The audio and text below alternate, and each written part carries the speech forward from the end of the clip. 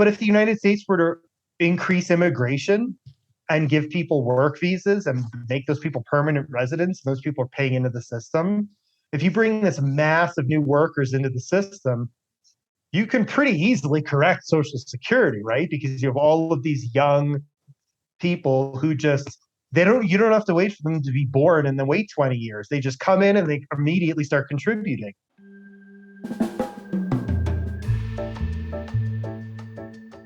Welcome, Matrix members. According to the Social Security Administration in 2018, there were about 56 Americans collecting Social Security benefits. This number is expected to grow about 72 million by 2035. The question is, how does this affect our population?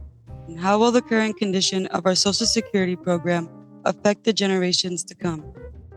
On today's show, our guest Spencer Bishins and I, your host, Sam Aiko, will look at some ways that the state of our Social Security program affects our population and how the system is failing our most vulnerable populations. Spencer Bishins has a master's degree from London School of Economics and a law degree from Florida State University. Working for Social Security administrations for more than 10 years, he drafted and reviewed thousands of disability decisions. After leaving Social Security admissions, he wanted to help demystify the complicated disability system. His first book, Social Security Disability Revealed, Why It's So Hard to Access Benefits and What You Can Do About It, explores the obstacles that disability clients face as they try to access benefits across the globe. Follow our show and bookmark our podcast so you don't miss out on our fantastic Matrix mentors. Good afternoon, Spencer. It's great to have you on the show. Yeah, thanks for having me. I'm excited to be here. Spencer, can you tell our audience what is Social Security? It's a great question because in the United States, we're conditioned to hear Social Security and just think that means something I get when I'm old, right? So most of us don't fully understand the scope of the program and what it does and why it's there. So Social Security was originally started during the Great Depression as a way to make sure that you wouldn't need to work literally until the day you die. So the idea was you'd pay in for several decades, 30 or 40 years, and then at age 65, you could stop working and you'd collect retirement benefits for a few years until you die, until the average lifespan. Then later on, a couple things happened. First, people started living longer and like into their 80s and 90s. And that's kind of a problem if you're just financially speaking for the system, right? You have to figure out how to pay for that. But then Social Security added a disability program.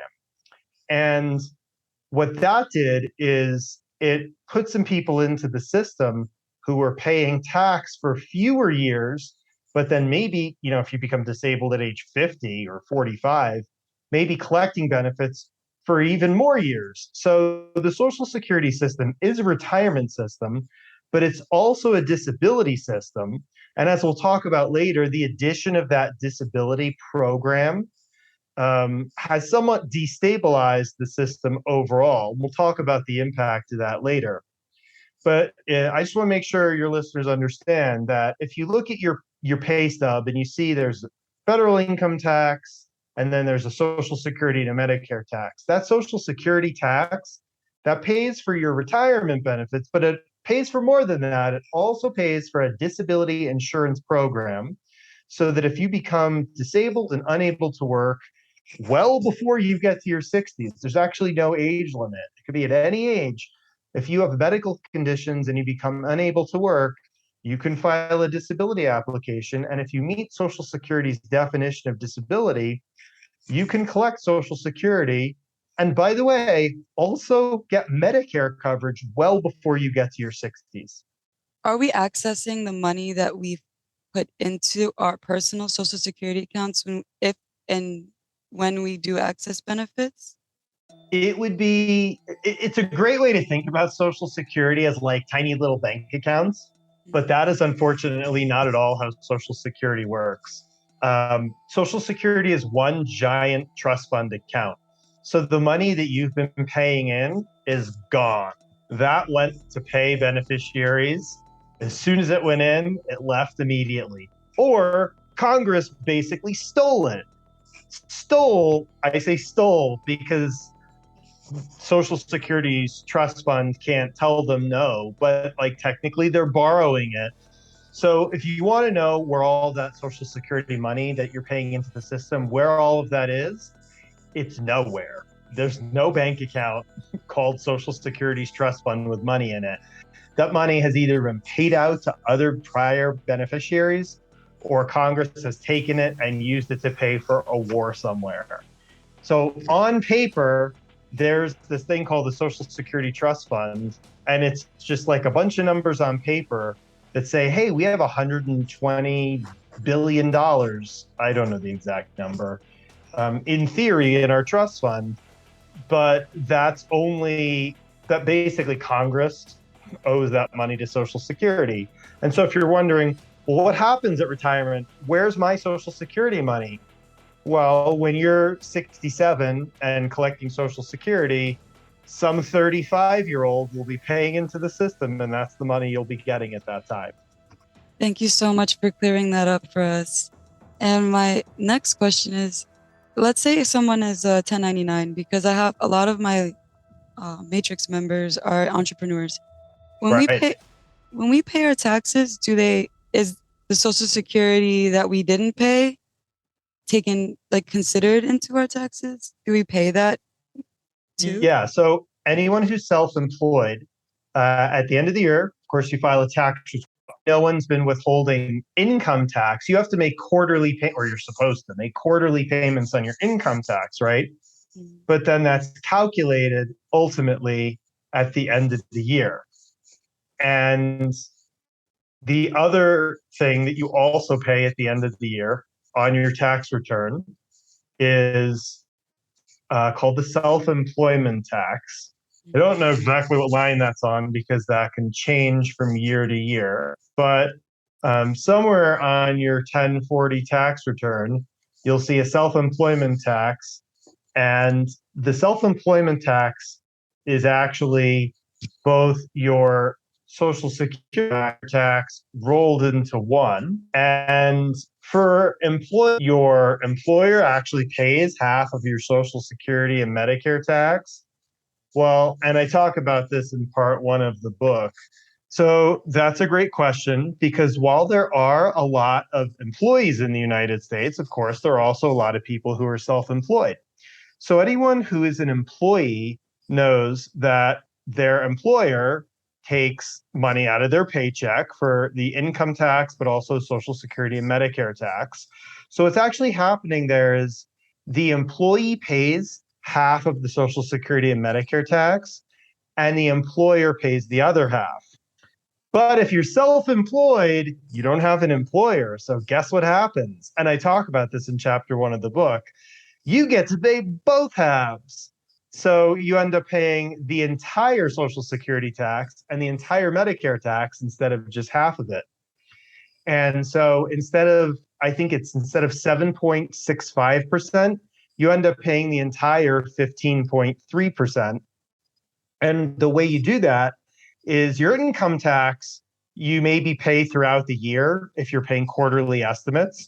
But we don't do that with Social Security and Medicare taxes for people who are self employed. Instead, at the end of the year on the tax return, there's a line called self employment tax. And if you use something like TurboTax or H&R Block software, they usually just calculate that for you.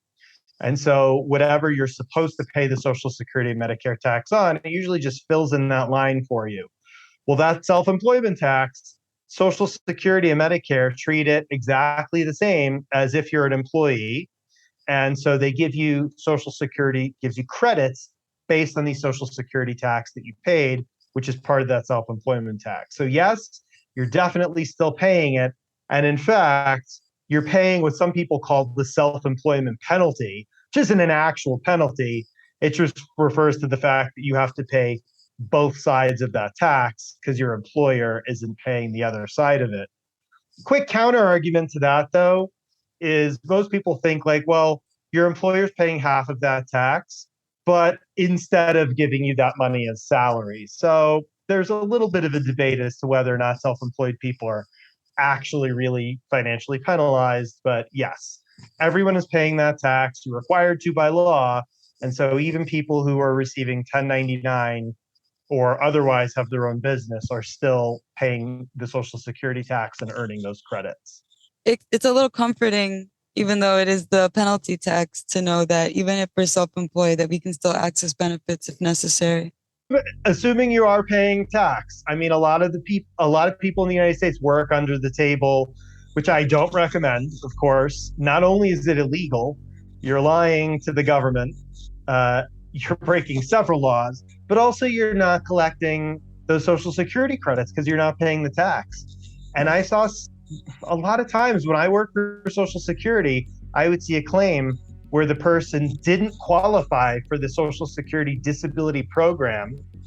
And turns out they were working under the table and not paying the tax. And then when they became disabled and unable to work and really needed it, that was, of course, the time when they wished they had had it. So it's like any other insurance company in that regard, in the sense that you have to pay the insurance premiums before you need the insurance. At the time that you need the insurance, it's too late at that point to decide you need to go back and pay for it. That's not how insurance works. Matrix members, I hope this part inspires you to be proactive in what can happen down the line. We always have to be humble and know that our youth, for those who are around my age, and really catches up to us in the future. And those who are at this stage of reaching Social Security, I bet you can validate what Spencer is saying. These benefits really do come in handy when necessary. Especially, we saw this during our pandemic. Those who weren't paying taxes weren't going to get a stimulus package. And I love that we get to bring this on the table and bring awareness to these topics and how important it is not to neglect. How does Social Security fail our most vulnerable populations? That's a great question, and one that I was about to say something with what you just said before that question. And so this is a great time because I think it will answer it. You were just talking about preparation, right? And how when people become older, meaning get near retirement age, those benefits are helpful. Well, the thing is, retirement is at least something you can plan for, right? We know for people our age, Social Security retirement age is 67 based on when we were born. So you can look down the line and know, okay, that's this many years in the future. And you can at least try and save through a 401k or an IRA and think about how to save so you might not need Social Security retirement benefits. But that's much harder for Americans to do when it comes to becoming disabled, because most households, I think it's 8 out of 10 American households, are living paycheck to paycheck. Most people have no savings. They're completely unprepared for something that most people, when it happens, say, I never saw that coming, right? Even young people, sometimes it's work related. You work in a warehouse or in construction. Sometimes it's a car accident. Sometimes you get diagnosed with a serious illness. Like Chadwick Boseman passed away at 34, I think, from colon cancer. So you just never know what's going to happen and when. And that's why the disability benefits are so important, because they are helping a population that is the most vulnerable population in the United States, because they get to a point where they can't work and are completely unprepared because they never saw it coming. And the thing with the United States is our healthcare system, it's not a single payer system, of course. It's based on your employment. Something like, I think 80% of Americans still get their insurance from work. So if you need disability benefits because you can't work, well, if you can't work, that means you probably have lost your health insurance, which means maybe you can't get treatment, at least not affordably, which means you can't get evidence, which makes it really hard, as we come full circle, to prove your disability claim. And so this is why I think the disabled population in America is the most vulnerable population, because they get hit with everything at once. An illness or injury, medical expenses, medical care, rehab, like physical rehab. And then at the same time, they're not working, so they can't pay the rent, can't keep the lights on, can't buy food, can't support their kids. And then when they turn to the government for help, the government says, you don't have evidence to prove your disability. And when you say, I don't have evidence because can't get treatment because I don't have health insurance because I'm not working, the government says, well, you don't have evidence. And there's just, it seems to me that segment of American society has been largely forgotten about and ignored. And I feel like the disabled community is the last community within the United States where discrimination is seen as acceptable. I don't know why, but people who are not disabled, who do not identify as being part of the disabled community, just kind of have this attitude like, well, I have to work, so should they, or I can work, so can you, or you don't look disabled to me. So, and I think that's really unfortunate, because what it means is it continues promoting this system that is really failing the people who need these benefits the most. Wow, thank you so much for being someone that supports the people that need this attention by being a pioneer in this conversation. And Yeah. And I just want to say, like, that's why I wrote the book, right? So when I left Social Security after 11 years, and I wrote almost 2,000 disability decisions. And so I saw medical records that were really well developed, and I saw medical records of people who didn't have insurance and couldn't get treatment. And so even though they had really serious medical conditions, there was nothing they could do about it, right? And so I am bringing a very firsthand look at this. And if I sound very opinionated, it's because I have very strong opinions based on a very large sample size of Social Security cases. And that's ultimately why I wrote my book, Social Security Disability Revealed, why it's so hard to access benefits and what you can do about it. Because I learned over time all of the reasons the system is stacked against you as a claimant, all the ways they're trying to keep you out of the system. And I explain how you can navigate that. Now, why would Social Security want to keep people out of the system? This is something I mentioned at the beginning when I talked about how adding this disability program sort of financially destabilized the system, right? Because you have people paying in less and maybe taking out benefits for more time. Social Security understands that that's happening. So, on the one hand, when they force everyone to pay in and they tell everyone, don't worry, if something happens to you, we'll be there with a disability program. We're there if you need us. Social Security says that, but they know they can't possibly pay every disability claim. There's just the money isn't there. We've already talked about how there is no money, and the current workers of America can't fund the current retirees and a growing number of disability applicants, right? Over 1 million people apply for disability every year. Social Security can't possibly pay all of those cases.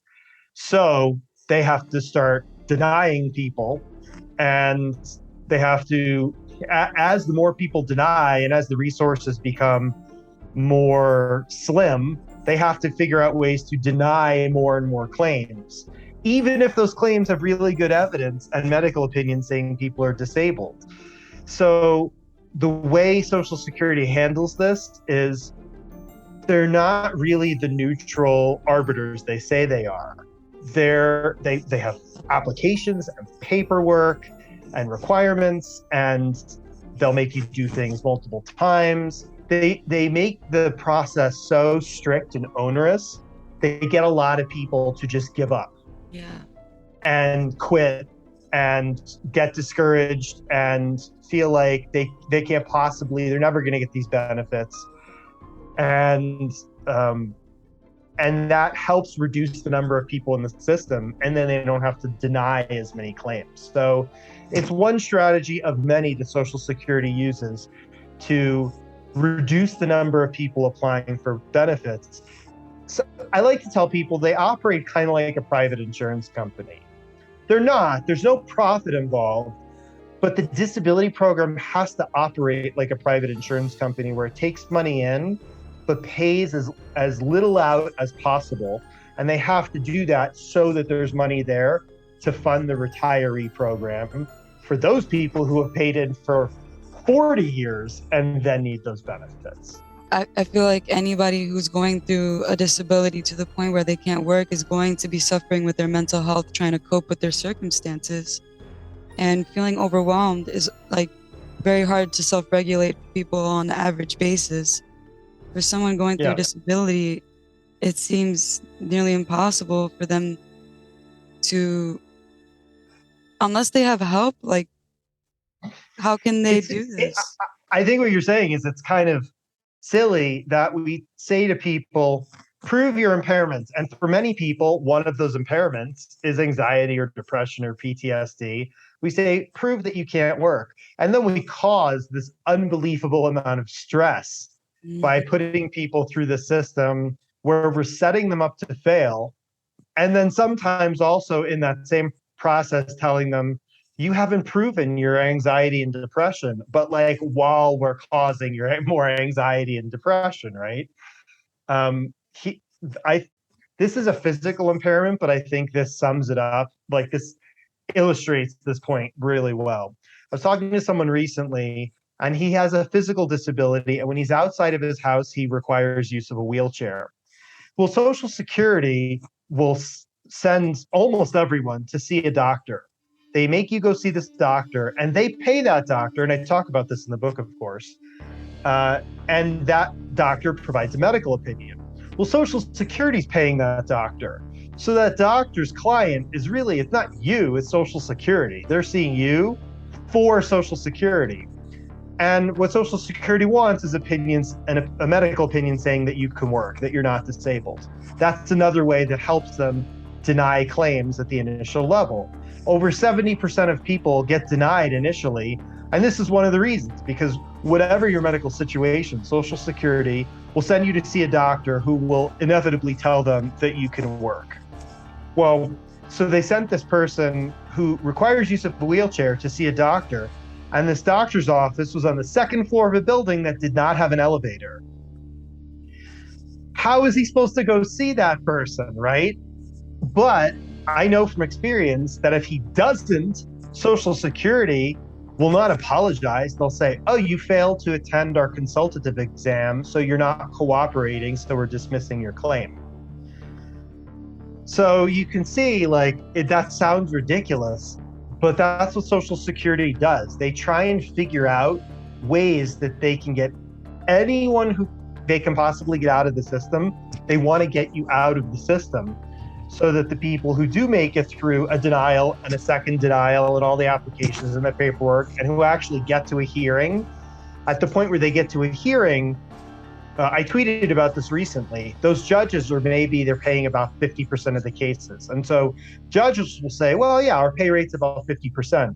But that's 50% of all of the people who made it that far, who, and it doesn't take into account people who couldn't apply, couldn't figure out how to apply, don't speak English, didn't have help, filled out their forms incorrectly, couldn't go see the consultative examiner because they used a wheelchair and they couldn't get up to the second floor, were deemed to be uncooperative for other reasons, or chose not to appeal one of those first two denials, or missed the 60-day deadline on appeal. There's so many reasons why people are kind of booted out of the system early on.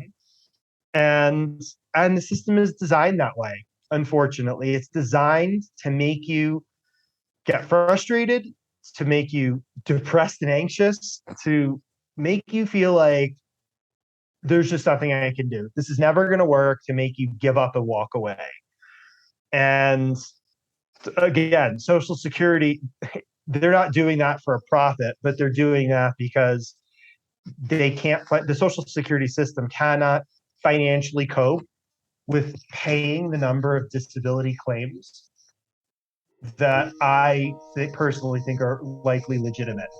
We have a country that treats its workforce like they're disposable, Mm. right? Overwork people, And if you can't get 50 hours, then maybe you can't even get 40 and you're getting 30 and now you have to go take a second job that's another 20, right? And so that's why you're overworked. We're underpaying people, overworking people. We don't give them health insurance. We don't have mandatory days off like they do in Europe. In Europe, I think there's not a country that has less than 20 or 25 mandatory days off for every worker in the country. And we have zero. So that combination, it just causes people's bodies and sometimes their mind, when it's mental health impairments, to break down over time. You were talking about how you have a lot of young listeners. Well, when your young listeners are working 50 hours a week for 10, 15 years, you're getting older, your immune system isn't as good, you're working harder. Then you come home and you got little kids, and it compounds and it compounds, and at some point you might have an illness, or you're not getting enough sleep, or you're in a car accident, or you're not paying attention at work, and something falls on you, and then you need disability benefits. And so a million people are filing claims every year. A small fraction of those people are actually being approved, but all of those people have a lot of medical evidence and have medical opinions and have really good evidence to show that they are disabled and unable to work. And yet, unfortunately, Social Security, they know how many people they can take care of. And so they prioritize those claims, and they say, you're more disabled than you are, even if both of those people, just from an objective standpoint, seem like they're disabled and should be paid. Wow. So I it shocks me like you can provide all this evidence and still get rejected. It makes me curious, what are the requirements to get accepted? So the legal definition for Social Security of being disabled is the inability, medical impairments, one or a combination of impairments, physical or mental health, for any reason, by the way. It could be something you were born with or something that happened on the job. Doesn't matter. Just some kind of medical impairment or combination of impairments that causes you to be unable to do any full-time work in the national economy for a full 12 months. So you have to have medical impairments. They have to then cause work-related limitations that cause you to be unable to do any work. Not the work you want to do, not the work you were trained to do, not the work you were educated for, not the work you like to do, any work. So think about what job you would really love to never do, like maybe a call center, right? It's a low physical exertion. It's a sit down job. Maybe you sit in a cubicle and you're talking on your phone. You don't have to lift, stand, walk. So if you have a more high physical exertion job and you get, like, say, a back injury, well, if you could go work in a call center, you're not disabled. You can do other work that exists in the national economy, even if it sounds miserable. So it's a very strict standard. And that's the first problem, is that the standard is designed so that a lot of people who think they're disabled aren't. If you've done a job for 30 years and you're 55 and you can't possibly fathom doing any other work, well, if Social Security finds that you can go do other work in the national economy, you're not disabled, even if you feel like you are. But then you have all of these people with all of this great evidence showing that they can't do other work in the national economy because they can't do a full 8-hour workday, or maybe they have mental health restrictions, like they can't be supervised, they can't be around other people, they can't leave their home, they can't concentrate, they can't focus. And you might get Social Security saying, well, we think you can do a job involving very low amounts of concentration or not needing to interact with other people. So, like a mail sorter where you stand in a mail room in the basement of a business and you just put envelopes in boxes, you can do that so you're not disabled. Another reason that people tend to just feel disheartened, disillusioned, and give up. They get these decisions from Social Security that sound totally disconnected from their reality. and they think like, I just feel like no one's listening to me. What's the point in even appealing that decision? And again, as we've talked about, this is something Social Security wants you to do. They want you to give up and walk away. And that's ultimately why I wrote the book. I wanted to explain to people all the different ways along what Social Security is and how you apply for benefits and how they make decisions. But then all the points along the way where Social Security is going to try and get you to give up and try and just put barriers in your way, and how you can deal with that so that you give yourself the best possible chance of being approved. So, in the book, our listeners can find what requirements are necessary to get accepted by the program. So, in part 2 of the book, I go through what Social Security calls the sequential evaluation process. And that's just a fancy term for the steps they go through to decide if you're disabled. And I talk about at step 3, there are these medical requirements for all different kinds of impairments. And I explain how to find those medical requirements and what those are.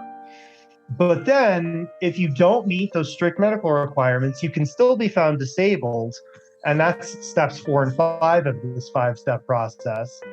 And I explain how that process works and how the Social Security judge will go, here, even within each of the steps, here are the things that they'll look at. And ultimately, you have to prove that you have functional limitations that prevent you from doing other full-time work. And so I explain how the judge looks at all the different types of physical and mental functioning that humans do on a daily basis, and what types of functioning are required for full-time work. And then, if I'm going to try and become disabled, if I'm going to try and get these benefits, I know then what I have to prove. And then I can start thinking about when I'm going to see my doctors, chiropractors, mental health specialists, physical therapists, etc. I can start thinking about what kind of evidence Social Security is going to want from me.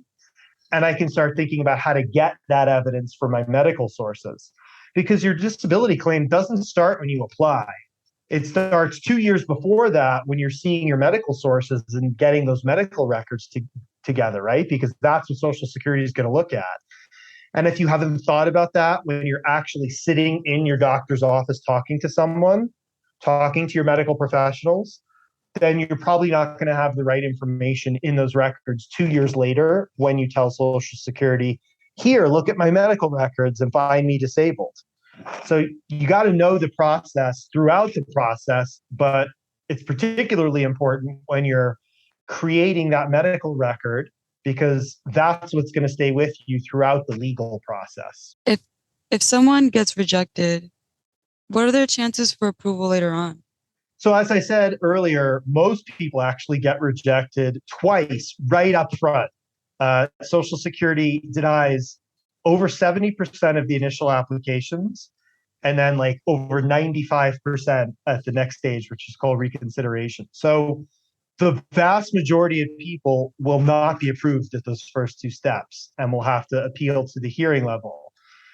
If you get that far, and we've talked about all the reasons you might not get that far, but if you can get to a hearing with a judge, your chances of being approved at that point are closer to 50%. But that all depends on like who the judge is and how good your evidence is. There are some judges that pay a very high percentage of cases, like 80%, and there are some judges that pay like 20% of cases. So it's not just like a coin flip. It all depends on your impairments, how old you are, your work history, what kind of medical record you have, how extensive it is, whether there are gaps, whether you have a representative helping you, and ultimately whether you yourself know the system. And that's what I tried to do in the book, is provide people with the information that they need to give themselves a better chance of success at that point. Even if you get a low paying judge at the hearing level, let's say your judge pays 20% of their cases, right? Well, let's say they have 5 hearings in a day. Your job as the claimant is to figure out how to be the most informed and most prepared claimant that day so that your case is the 1 out of 5 that that judge is going to approve that day. And there are strategies you can use, but you have to know the system. You have to know where the problematic points are. If you just go in and you just say to a judge, I'm disabled, I'm in pain, I can't work, please help me, and you get to the point of begging essentially, that's not a good strategy, right? It's not a good strategy for um, if you have a cavity, like you wouldn't just like hope that it goes away. You've got to find a professional and get it filled. If your car breaks down, don't sit there on the side of the road and just kind of hope it fixes itself. You have to go to a qualified mechanic, make sure they know what they're doing.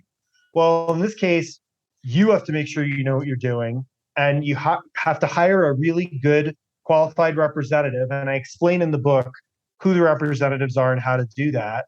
And then ultimately, you have to be your own advocate and work with your attorney representative to present your case in the best possible way so that you can take an active role in being that 1 out of 5 cases that that judge approves that day.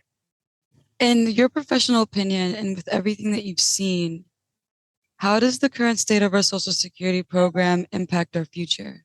With regard to retirement, I don't think anyone should try and rely on Social Security, not because it won't be there, because it just doesn't pay very much. And as I talked about earlier, retirement is something that you can plan for.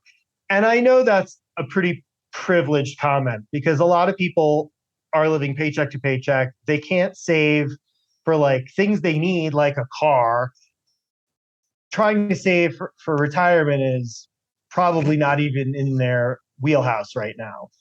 But it is something that you can look at long term and say, okay, today I'm 30. I need to be prepared to be 60 in 30 years. What could I do? Even if I can't start today, I need to start soon. And you can think about that. And everyone really should, because again, if you are just relying on Social Security, once you get to 67, you're going to find out that it's not nearly enough. Uh, as far as whether the program will be there at all, I know a lot of people think it won't be because, like, the trustees report says something like, if nothing else changes, this program runs out of money in 2035, 2037. But the thing is, the trustee report has had like a 15-year outlook on it for a very long time. And that's just because they're not taking into account more workers coming into the system. For example, if the United States, I know immigration has been a pretty rough topic the last several years, but if the United States were to increase immigration and give people work visas and make those people permanent residents, those people are paying into the system. If you bring this mass of new workers into the system, you can pretty easily correct Social Security, right? Because you have all of these young people who just you don't have to wait for them to be born and then wait 20 years. They just come in and they immediately start contributing. The other thing is Congress often tinkers with the retirement age or the cap on the tax. It's not long ago you were paying that Social Security tax on an income of like 120,000. Now it's up to I think 147,000. So as Congress raises that cap, people are paying more and more Social Security tax.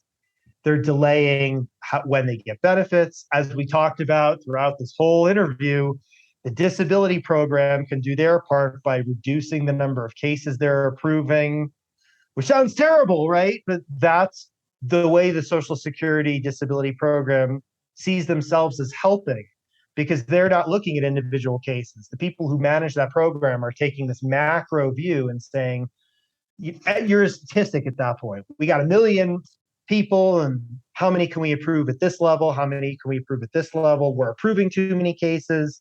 The trust fund is in trouble. Let's bring our approval rates down. And that's ultimately why you got to know the system, because as you are a statistic and you can't change that, but when you get in front of an individual judge, you're not. And the judges and the Social Security management are constantly thinking about statistics. And a lot of the statistics are not in your favor, right? Because they're looking at how can we deny more cases overall? Well, even in that context, they're still going to be approving some cases. And so that ultimately is what I'm trying to do with this book. I'm trying to educate people so that you can understand what's going on, know what you need to do in order to be in the small minority of cases that are being approved. Thank you so much, Spencer, for helping out with your book. And you're doing us such a great service for educating us because these resources are not readily available and they're not in our education curriculum. It's ironic that it's the system that we provide for, yet there's not a lot of education around it unless we seek it on our own. And why is that? Why is there no education? They don't need to educate you to pay in. They just make it the law and force you to pay into the system. And then if they educate you, then you learn about how to get benefits out. And they don't want that. So Mm. they just make it the law that the money comes into the system. And then they deliberately provide you no education because they don't want you taking money out before retirement age. So, and that's why when we hear politicians even talk about Social Security in air quotes, they're referring to retirement. There is a disability system, but it's something that people don't want to talk about because there are already too many people applying and nobody wants, I don't say nobody. I want you to apply. If you're disabled and unable to work, I want you to apply. But the politicians and the people who manage the Social Security disability program, they don't want more people applying. They've got too many people in the queue already. So Matrix members, you hear that? They don't want you to win, but Spencer and I do. So please check out Spencer's website, get on that book, educate yourselves, and you might be able to help somebody along the line. You may have a friend of yours venting to you about a situation, about a family member, or their own situation. And with you having this knowledge in your hands, you can be a pioneer in spreading this information and helping those who need this service receive it. Yeah. And for my parting words, I just want to add on to that and say, we often hear politicians talk about entitlements, and sometimes in a positive way and sometimes in a negative way. But the thing is, this is an entitlement in the sense that you've paid into the program. If you're paying the Social Security tax, whether through an employer or if you're self employed, you're paying the tax and you're earning credits. And that means if you become disabled and unable to work, you're entitled to those benefits if you can't work and you have medical evidence to prove that. So don't let anyone, particularly the Social Security Administration, stand in your way. Educate yourself, know how they're going to try and prevent you from getting those benefits, and know that if you are persistent and you understand what's going on, they can't prevent you from getting those benefits. You will ultimately get to where you want to go and give yourself the best possible chance of being approved if you don't let anyone let you give up, don't let anyone let you quit.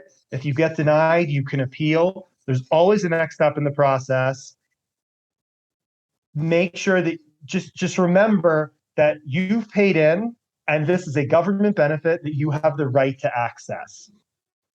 Thank you so much. And before we get to our rapid fire, I would like to ask if you offer one-on-one counseling in this topic. I do not. In the book, I do recommend that everyone have a Social Security representative. And I think the best person to go talk to is someone in your local area who knows the judges in your hearing office and knows how your hearing office works and local rules and procedures. And so I think that if anyone is thinking about filing a disability claim, I think that's the best thing they can do is go find a Social Security representative in your area. They're highly specialized. Many of them only do Social Security disability law, so they know the system really well, and they're not going to charge you for a consultation. Social Security representatives only get paid if you win and only a very fixed amount. And I explain all that in the book. But for a lot of people, especially young people, this might be the first time you've ever hired or even spoken to a lawyer in your entire life. And it can seem intimidating. Go sit down and talk to someone. They have a way of talking about this with you that makes it less intimidating because they want you to apply so that you can get your benefits so they can get their fee. So they're happy to sit down and talk to you. They're happy to give you a free consultation and explain the process. But like you might only get 30 or 45 minutes with that person, right? So if you're starting from scratch, from like, what is disability? You're not going to get very far in that 30 or 45 minutes. Whereas if you've read the book and then you go sit down and talk with them, you're going to get a much more comprehensive discussion and you're going to benefit a lot more from that time. Thank you. And Spencer, I really find this conversation to be so fruitful, and it really cleared up a lot of things. I had no idea about anything about Social Security. And with this conversation, it's inspiring me to pick up your book and to get out of the woods. And it's nice to have a resource to not feel lost. Are you ready for our rapid fire final question? Let's do it. What should I have asked you that I didn't know enough to ask? Well, I mean, I think we covered it, but I think that I got one. Here's one. If I've been paid benefits, am I good to go? Because most people think like, oh, if I get approved, that's the end of the road. And I don't have to worry about anything anymore. And I have a party and I got my Social Security disability and I'm fine. But of course, we all know now that Social Security is doing everything they can to keep you from getting benefits. So even if they get to a point where a judge feels like you've got a really solid case and they're going to approve you, Social Security is not going to just let you go. Every couple years, they're going to send you paperwork effectively making you reapply and re-justify why you should get those benefits. Even if nothing's changed, you're going to get paperwork saying, fill this out, tell us how you're functioning, send us all your medical records. We're going to go have you see another one of these doctors who we're paying to tell us that you're not disabled. All of that happens again, and then you might get denied and have to go back and see a judge again. So that's something that most people just don't know about or don't think about, but that's definitely a thing. And I explain how that works in the book. And it's really important that you know how that works if you are getting benefits, because if Social Security then finds out you weren't supposed to be getting benefits because they find you're no longer disabled, they'll hit you with an overpayment. And that means you owe the government money. And that is one of the worst things that could possibly happen to an American citizen, is you finding out that you owe the United States government money, because they have unlimited power. So you don't want to find yourself in that situation. Oh, thank you. That's a great warning. That's definitely not a body that we want to make an enemy or have any debts to.